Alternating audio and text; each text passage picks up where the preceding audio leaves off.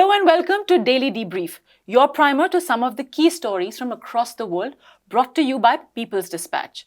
I'm Swastika and today we'll be talking about latest developments in Afghanistan, Libya, Bangladesh and take a look at how Superman and Wonder Woman plan to solve the world's problems. Now let's begin with Afghanistan. On Wednesday, 10 countries in South and Central Asia and the Taliban held talks in Moscow to discuss the situation in the country, which has been facing crisis on multiple fronts. It's been over 2 months since the Taliban took over Kabul. This was followed by the US and foreign forces withdrawing completely. Since then, Afghanistan has been facing a huge financial crisis, along with a number of other issues. At Moscow, the Taliban leadership asked for a UN donor conference to help rebuild the country. The countries in attendance have backed the request. Also on the table was the discussion for the official recognition of the Taliban leadership by other countries and lasting stability of the region. Now we have with us in the studio Prabir Purkayastha, editor of NewsClick, to tell us a little bit more about what this meeting was all about. Prabir, thank you for joining Daily Debrief. And straight at, what was this meeting all about? What are the players and what is it bringing to the table? The central issue really is that after the NATO countries, of course the United States being the preeminent of that, withdrew from Afghanistan, what would happen to Afghanistan? And if Afghanistan collapsed, then what would happen to the region itself? The larger issue, of course, if Afghanistan collapses, then where will the Afghan refugees go? And that will also mean going not only to the surrounding countries, but a lot of them also making their way to Europe. As you know, Afghan refugees is a very large component of the refugee population in Europe as well. So everybody is concerned. Of course, the surrounding countries, the neighboring countries have the most at stake if we have a dysfunctional state in its midst.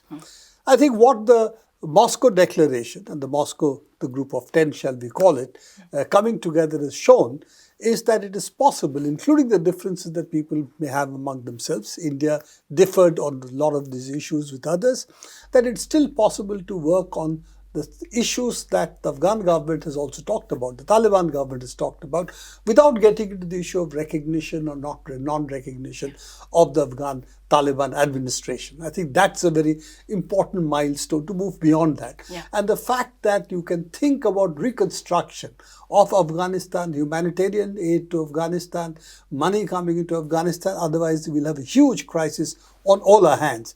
And the neighboring states have the most obviously at stake. And I think that's the message which has come loud and clear, that we will need to act together and there is no place for NATO-like powers to intervene.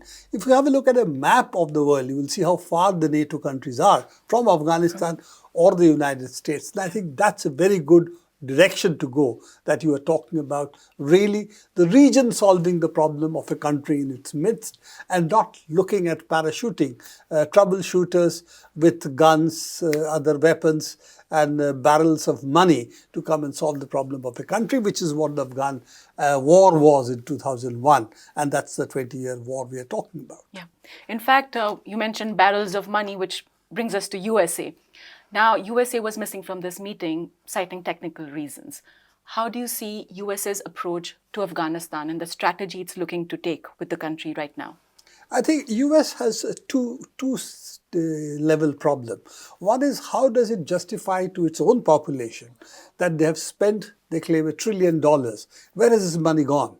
And this 20 years war, including the lives lost. Of course, they talk about the lives of American soldiers lost, but the lives of thousands of Afghan citizens lost. Huge losses, as we know. And what about that? So all these questions, the US, I think, is enmeshed. How to save face internally and externally, and yet have a viable policy. So I think their essential mood at the moment is to punish Taliban for winning, but also not make it obvious that it is punishing, so that if the country collapses and everybody faces the crisis, they get to be the odd man out. So some soothing noises, but don't forget, they're still sitting on about $10 billion of Afghan money, which is not giving back. They're talking of humanitarian aid, and possibly that will come with various strings. So we'll have to see what its allies, the European Union and the United States, will do, but it has promised humanitarian aid. It has moved a step further, saying no track with Taliban to sitting and talking with it, as has the government of India. So I think these are welcome measures, but we should be under no illusion that the US means well for Afghanistan and that it is going to let it be forgiven for having defeated United States and NATO on the grounds there. I think that defeat is going to rankle. So yes, some shall we say realpolitik in terms of recognizing the reality, but a long way to go as yet. Still a new situation, so we have to wait and watch how this pans out. Thank That's you, correct. Prabir. We now move on to our next story about a conference on a country destroyed by foreign intervention, Libya. This conference began on Thursday. It aims at obtaining support inside the country and internationally for the elections that are scheduled for December 24th. Libya has seen a massive conflict since the NATO-led invasion in 2011, which overthrew longtime ruler Muammar Gaddafi. Now, since then, the civil war has caused thousands of deaths and the displacement of hundreds of thousands. We're joined by Prashant to talk more about this. Now, hi Prashant, welcome to Daily Debrief. Thank you. Prashant, could you tell us a little bit more about this conference? Why is it being held? Right, so this conference comes at it's a part of a series of meetings which come at a very key time. The fact that over the past year in Libya, which is, like you said, seen a civil war, the various sections have reached a very uneasy truce mediated by the United Nations. And there was an agreement, a common agreement, that elections would be held on the 24th of December and that these would be both presidential and parliamentary elections.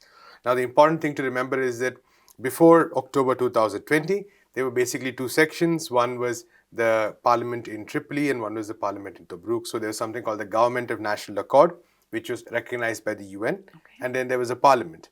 And the parliament, and supported by the parliament was this general called Khalifa Haftar, who was trying to attack Tripoli and the Government of National Accord. So that was the civil war, the latest round of civil war that was going on. And it was causing a lot of deaths, massive regional chaos because all the regional countries were involved in it. So over the past year, what has happened is there has been some sort of truce. There's been a ceasefire and there's been this tentative agreement that these two elections will be held on December 24th after multiple rounds of negotiations. And there's been an interim government placed, an interim prime minister who's supposed to take care until that time.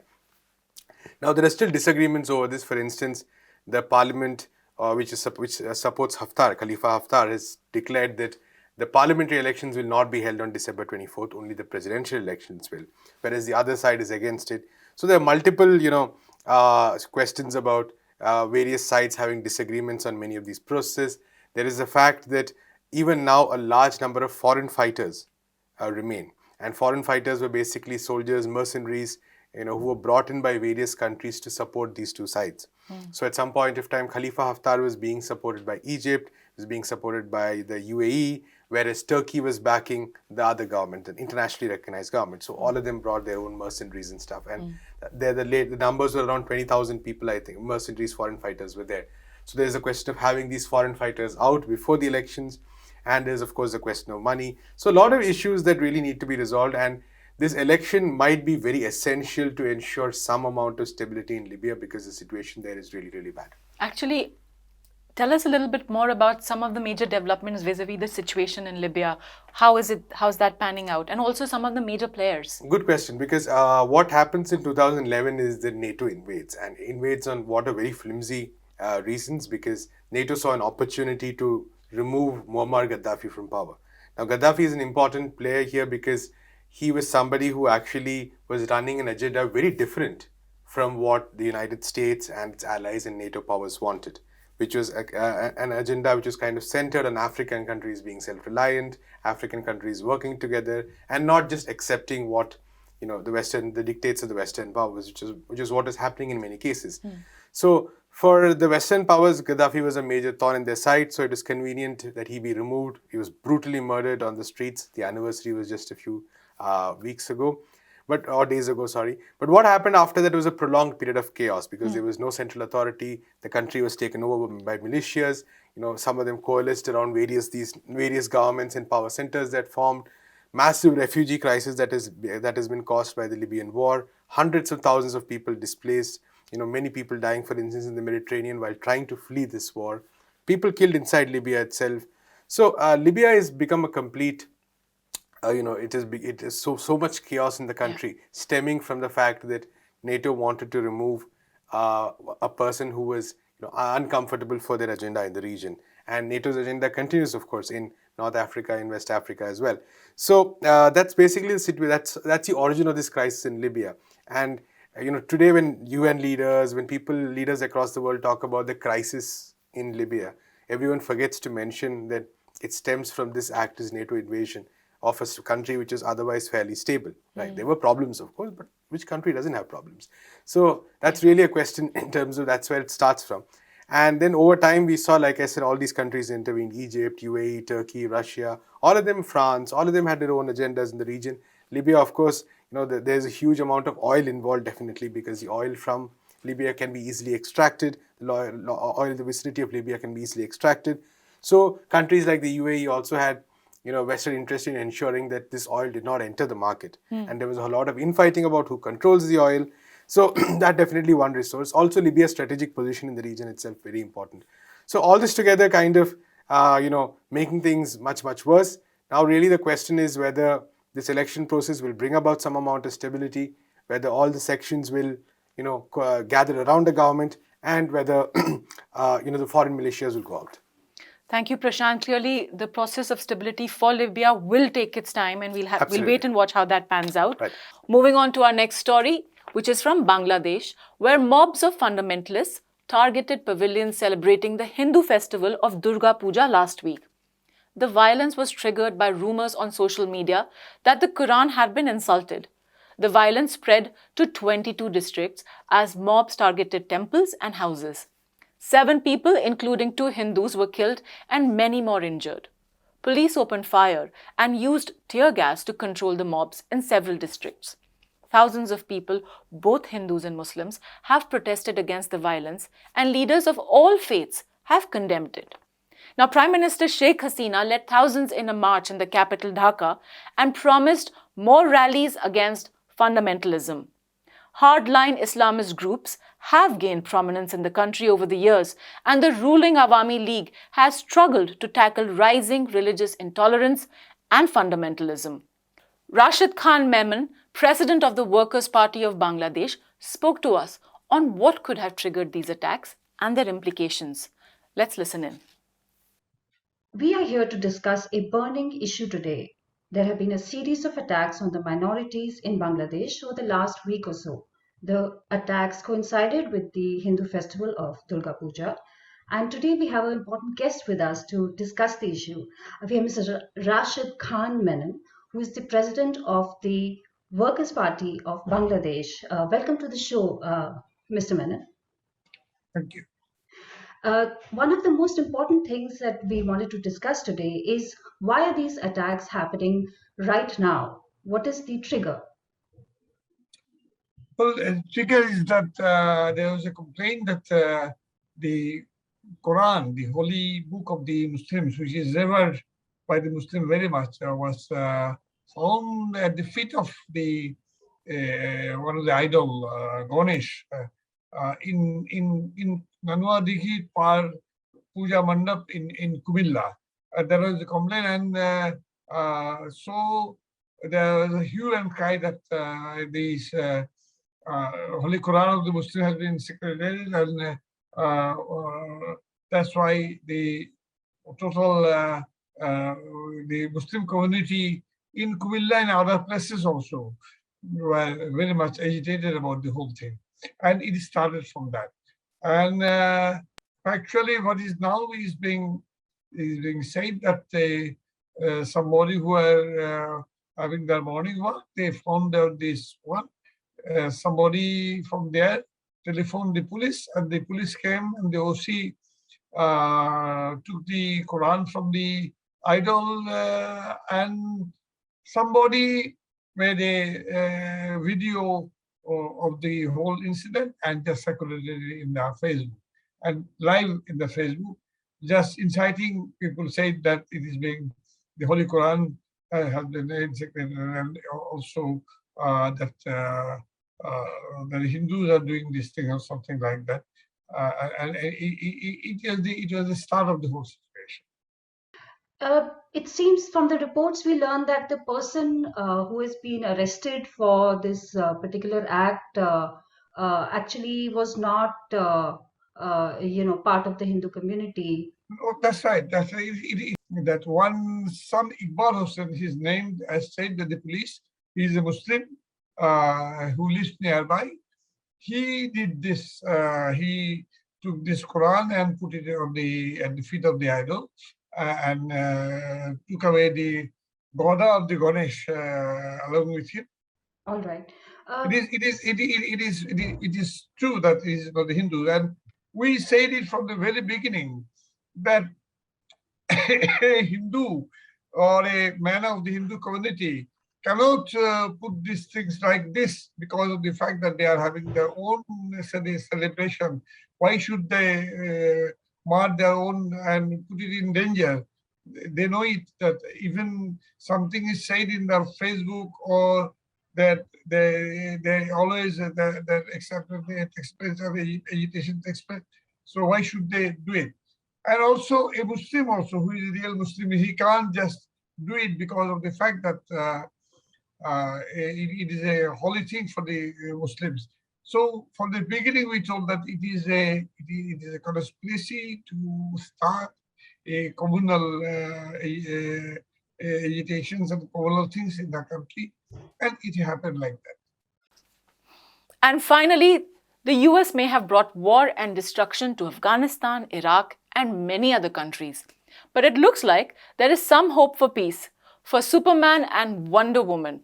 A clip from the DC animated movie Injustice shows Superman and Wonder Woman destroying all weapons in Kashmir and forcing the leaders of Israel and Palestine to sign a peace agreement. The irony is a bit mind-numbing. And so, we have Prashant again on this. So Prashant, why haven't our comic heroes and overlords stepped into in today's world to solve the problems? Good question, because interestingly, like you said in the movie, it's called Injustice. It's out in the United States, an animated movie, not in any other part of the world. But in this movie, Superman and Wonder Woman who bring peace are actually villains because they bring peace through threats and force, which, to be honest, is a slightly better record than what the US has been doing, which is bringing war through threats and violence for that matter. So it's funny that they choose Israel and Palestine as an example of Superman and Wonder Woman bringing peace. Brokering peace, yeah. Because the US, the Israeli-Palestine conflict today, let's be very honest, exists because of the United States. Yeah. And of Israel, of course, but Israel would not have this amount of influence without the United States. So comic book heroes, of course, have a long history of being used for US cultural warfare, for better words, for strategic reasons. So we know that while starting from the Nazis to the communists, whoever was the opponent of the US at that time, the comic book heroes were always there to save the day. So it's not at all surprising that they're being used in this manner as well. It's used very often as well. But I found the Israel-Palestine example especially interesting because it shows a particular kind of say insensitivity to the issue at hand, which is that you look at war or you look at conflict, and we discussed a lot of war and conflict today. Yes. And you look at war and conflict as just two people being bad, and all it needs is some kind of a reasonable, powerful third person to come and sit them down at the table and make them see sense. Yeah. Whereas what happens is that, like I said, the war in Israel happens because Palestine happens because the US supports it. The war in Afghanistan happens because the US directly went in and was involved, and even before in Afghanistan. So across the world, the hands of the US and the NATO powers in the West are full of blood, for lack of a better word. So it's almost amusing that the cultural industry in the US harbors these ideas, that all it needs is for somebody powerful to come and sit and make everyone talk, and that will solve all the problems in the world. That's unfortunately, as people in the global South know, not the case. Yeah, the dark side of the US intervention or their friendship. Right. Well, thank you, Prashant. That's all we have today on Daily Debrief. Keep following us on People's Dispatch and do come back tomorrow.